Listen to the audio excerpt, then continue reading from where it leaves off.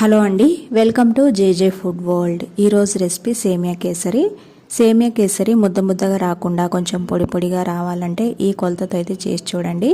Taste కూడా చాలా చాలా బాగుంటుంది. ఇది స్వీట్ తినాలనిపించినప్పుడు అప్పటికప్పుడు ఇలా చేసుకోవచ్చు. ఇప్పుడు దీని తయారీ విధానం చూద్దాం. దీనికోసం ముందుగా స్టవ్ పైన కడాయి పెట్టుకొని దీంట్లో 2 టేబుల్ స్పూన్ల వరకు నెయ్యి వేసుకోవాలి.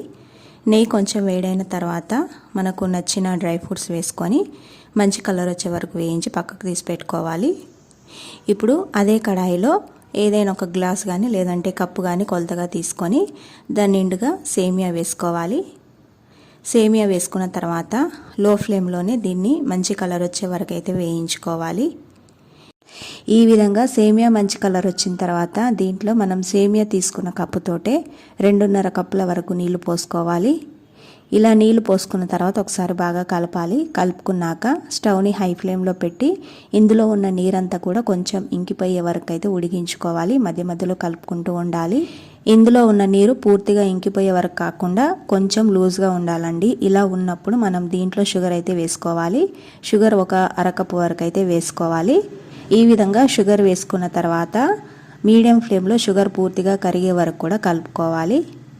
ఇలా షుగర్ పూర్తిగా కరిగిన తర్వాత ఇప్పుడు దీంట్లో నేను చిటికెడంతా ఎల్లో ఫుడ్ కలర్ అయితే వేసుకుంటున్నాను. ఫుడ్ కలర్ వేయడం వల్ల టేస్ట్ అయితే మారదండి. చూడడానికి బాగుంటుంది కానీ టేస్ట్ అయితే మారదు. మనకు నచ్చితే వేసుకోవచ్చు, లేదంటే అవసరం లేదు. ఈ విధంగా చిటికెడంతా వేసుకోవాలండి, ఎక్కువ వేసుకోవద్దు. ఇలా వేసుకున్న తర్వాత దీంట్లో కొద్దిగా ఇలాచి పౌడర్ కూడా వేసుకోవాలి. ఇలా వేసుకొని మీడియం ఫ్లేమ్లో ఇది కొంచెం దగ్గర పడే వరకు కూడా కలుపుకుంటూ ఉడికించుకోవాలి. ఇలా కొంచెం దగ్గరగా ఉడికిన తర్వాత దీంట్లో మనం వేయించుకున్న డ్రై ఫ్రూట్స్ అయితే వేసుకోవాలి. అలాగే ఈ స్టేజ్లోనే మనకు నెయ్యి కావాలంటే నెయ్యి కూడా వేసుకోవచ్చు. ఒక 2 టీ స్పూన్ల వరకు అయితే వేసుకోవచ్చండి, ఎక్కువ అవసరం లేదు. ఇలా వేసుకున్నాక ఒకసారి బాగా కలపాలి. ఇలా కలుపుకున్నాక ఇది కొంచెం దగ్గరగా అయ్యే వరకు కూడా సిమ్లోనే ఉడికించుకోవాలి. మరి పూర్తిగా అయితే గట్టిగా అవ్వద్దండి, అలాగే మరీ లూజ్గా ఉండొద్దు. ఈ విధంగా ఉండాలి. ఇలా ఉన్నప్పుడే మనం స్టవ్ అయితే ఆఫ్ చేసుకోవాలి. ఈ విధంగా ఉంటే సరిపోతుందండి. ఇది చల్లారిన తర్వాత ఇంకా గట్టిగా అవుతుంది కాబట్టి ఈ స్టేజ్లోనే మనం స్టవ్ ఆఫ్ చేసుకోవాలి. అంతేనండి, సేమియా కేసరి అయితే రెడీ అయిపోయింది.